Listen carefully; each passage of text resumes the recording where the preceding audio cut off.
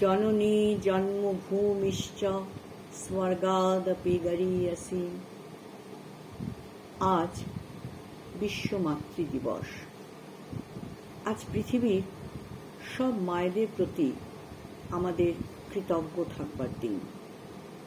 প্রকৃতপক্ষে প্রতিটি দিনই মায়ের নিঃস্বার্থ আত্মত্যাগের জন্য তাদের প্রতি সম্মান প্রদর্শন করা উচিত।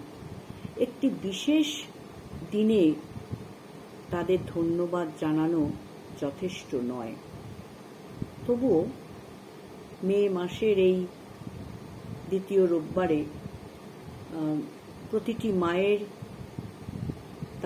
তাদের সন্তানের জন্য, পরিবারের জন্য অকৃত্রিম এবং অব্যক্ত আত্মত্যাগকে স্বীকৃতি জানানো হয়। অ্যানা জার্ভিস নামে একজন আমেরিকান মহিলা তার মায়ের মৃত্যুর পরে শান্তি এবং সামাজিক ন্যায় বিচারের জন্য একটি প্রচারণা শুরু করেছিলেন এবং তারপর মার্কিন প্রেসিডেন্ট উড্রো উইলসন আনুষ্ঠানিকভাবে এই দিনটিকে মা দিবস হিসাবে ঘোষণা করেন। আজকে আমরাও এই পৃথিবীর সব মায়েদের মাতৃত্বের প্রতি ভালোবাসা, কৃতজ্ঞতা জানাই। এই উপলক্ষে একটা কবিতা পড়ব আমি। কবিতাটির নাম হলো জননী।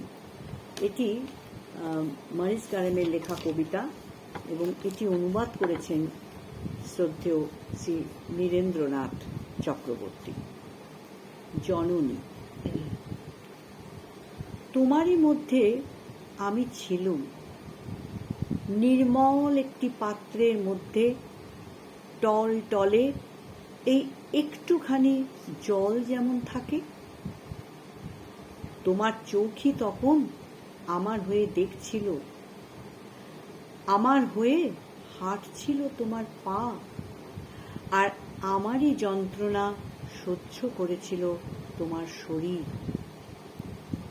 আমারই জন্য খাটতে খাটতে যা ক্লান্ত, সেই হাত দুখানিকে তুমি তখন বিশ্রাম দিতে আমারই উপরে রেখে। আমার হয়ে যখন ধ্বনিত হচ্ছিল তোমার হৃদযন্ত্র, ঠিক তখনই তোমার রক্ত দিয়ে আমার হৃৎপিণ্ড তুমি গড়ে তুলেছিলে।